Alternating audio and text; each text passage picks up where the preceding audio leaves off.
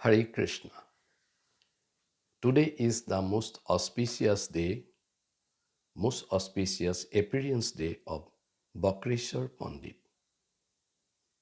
Now, I would like to discuss in the beginning who is Vakrasvar Pandit. Vakrasvar Pandit is a very pure devotee, close associate of Chaitanya Mahaprabhu. And generally, Chaitanya Mahaprabhu's time, Vakrasvar Pandit served Mahaprabhu with his melodious kirtan and also his very nice dancing. It is written in scripture that for the pleasure of Mahaprabhu, Vakreshwar Pandit can dance even continuously for 72 hours. And Mahaprabhu also liked his melodious kirtan and dancing. Now we try to glorify Vakreshwar Pandit. It is said in scripture that if you can glorify a devotee, it is very pleasurable for Krishna, the Supreme Personality. And also it is said that by glorification, we generally get the good qualities of the devotee, and it helps in our devotional practice. So in that spirit, we'd like to glorify Vakreshwar Pandit. Vakreshwar Pandit was born in a small village called Gupti Pada, which was in a place called Tribeni in West Bengal. And Vakreshwar Pandit, during the time of Vakreshwar Pandit, there is another Pandit whose name is Devananda Pandit. And there is a small pastime, an incident rather, happened between Devananda Pandit and and Srivas Pandit. And Srivas Pandit, he is one of the Tattva of Panchatattva. Sri Krishna Chaitanya, Prabhu Nityananda, Sri Advaita, Gadadhara, Srivasadi, Gaur Bhaktavinda, this Srivas Pandit. So, Devananda Pandit was a very scholarly person, and he used to give Bhagavad Katha regularly to the audience, and he was very famous for that. Once this type of Bhagavad Katha was going on, and Srivasa Pandit was very eager to listen to Devananda Pandit, so he joined that program. And during the discourses, Devananda Pandit was giving very nicely describing the pastime of Krishna, and he is describing the sweet qualities of Krishna. And Srivasa Pandit was deeply immersed in Krishna Prema, and he, in ecstasy, he started crying loudly. So, some of the neophyte disciples of Devananda Pandit who were there in the audience, they they thought that the situation is not very good, because it creates a disturbance to the discourse, in continuation of the discourse. So they push back Srivasa Pandit away from that place, so that the audience will not get disturbance from Srivasa Pandit. And this whole incident happened in front of Devananda Pandit. But Devananda Pandit never mind, and he continued his discourses. And there started the offense. And when Mahaprabhu came to know that Srivasa Pandit was pushed out from the audience because of his aesthetic cry, and he felt very bad. And Mahaprabhu, he gave a series of lecture on this topic,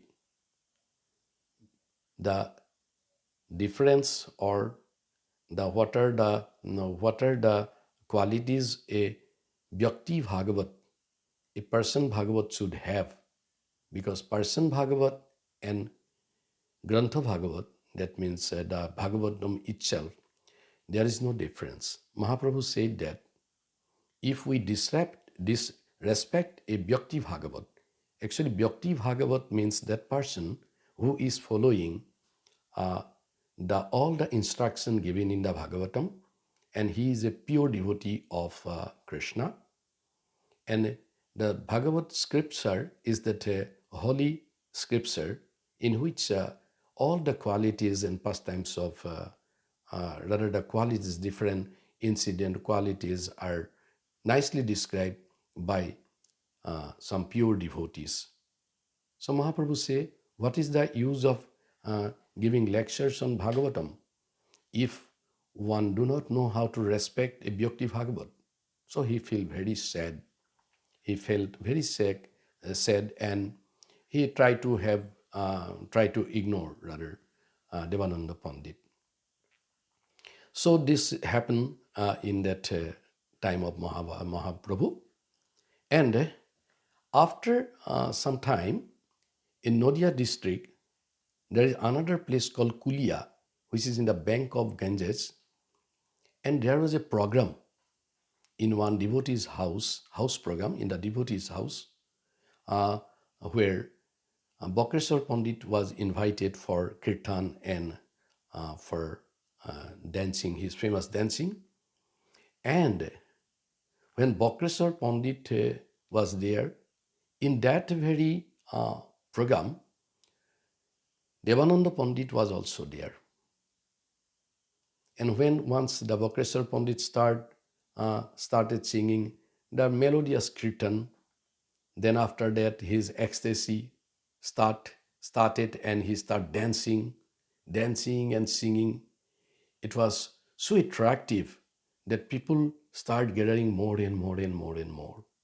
And Devananda Pandit, he tried to push back the audience, or try to keep the audiences away from Bakreshwar Pandit, so that Bakreshwar Pandit's the dancing should not be disturbed by very close proximity of the audiences. So with the help of a cane stick, he pushed back the audiences from Bakreshwar Pandit. So Bakreshwar Pandit's this dancing continued for two prahar. Two prahar means one prahar is equivalent to 3 hours. So two prahar means for 6 hours. Bakreshwar Pandit continuously sing and dance.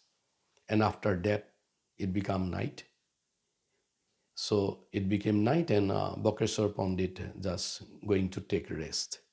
And when Bakreshwar Pandit was taking rest, Devananda Pandit, he go and he went there and met Bakreshwar Pandit. With folded hand, he said that I'm so attracted, I'm so satisfied, I am so influenced by your dance. I'd like to get blessings from you. Then Bakreshwar Pandit said, okay. He used only three words, Krishnero Bhakti Hok. The meaning is, may you attain love of Godhead.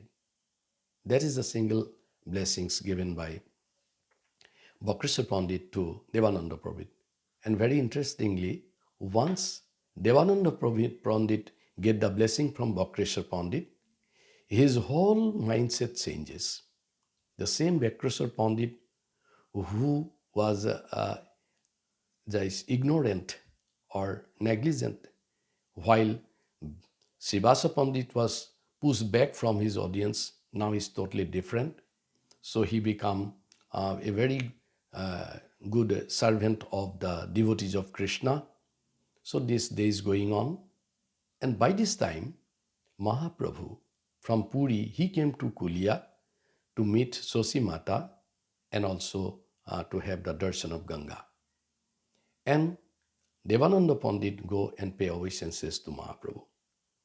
Then Mahaprabhu, who was not at all satisfied with Devananda's Pandit's behavior, now looking Devananda, he said that now I have observed that you have given very sincere service to Bakreshwar Pandit, and that is why I am satisfied with you.